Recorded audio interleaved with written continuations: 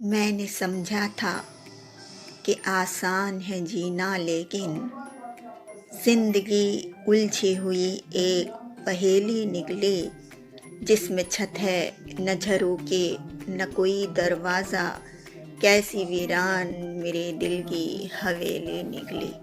آدابرز، رانا رضوی آپ سے مخاطب ہے۔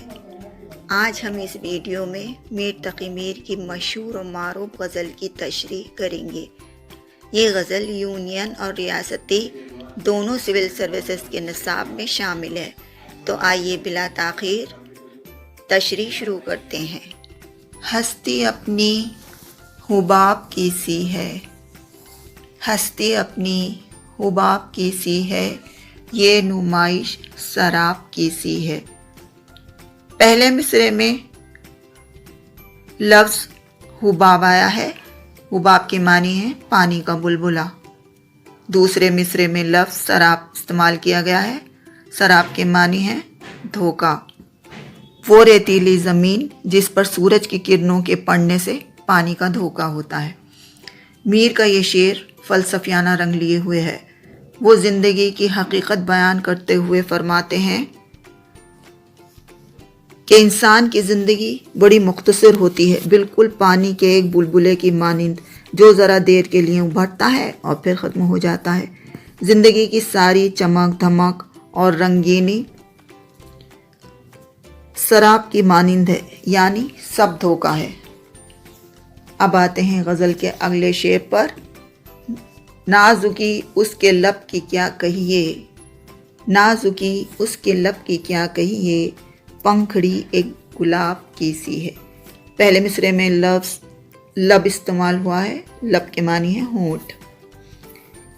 شاعر اپنے محبوب کے حسن، اس کی خوبصورتی کا ذکر کر رہا ہے، اور چونکہ نازک ہونٹ خوبصورتی کی علامت مانے جاتے ہیں، لہٰذا شاعر کہتا ہے کہ میرے محبوب کے ہونٹ اتنے نازک ہیں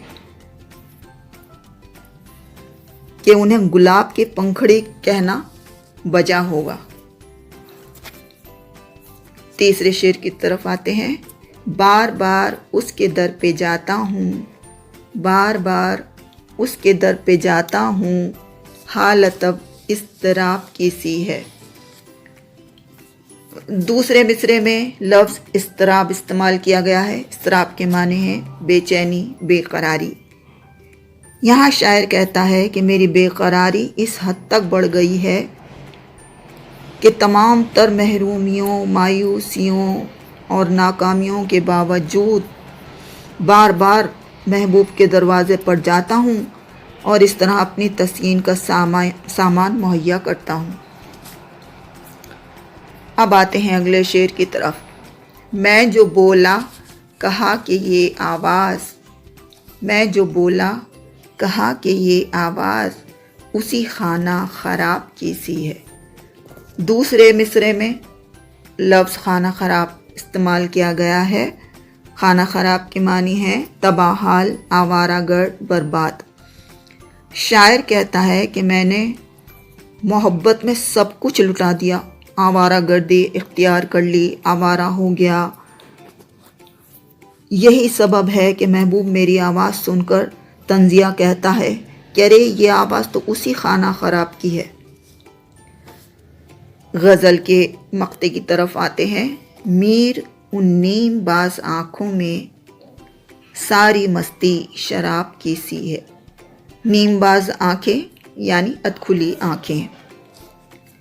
مقطع میں شاعر اپنے آپ کو مخاطب کرتے ہوئے کہتا ہے کہ اے میر، میرے محبوب کی ادکھلی آنکھوں میں ایسی مستی ہے جیسے مے خانے کی ساری شراب اس کی آنکھوں میں سما گئی ہو۔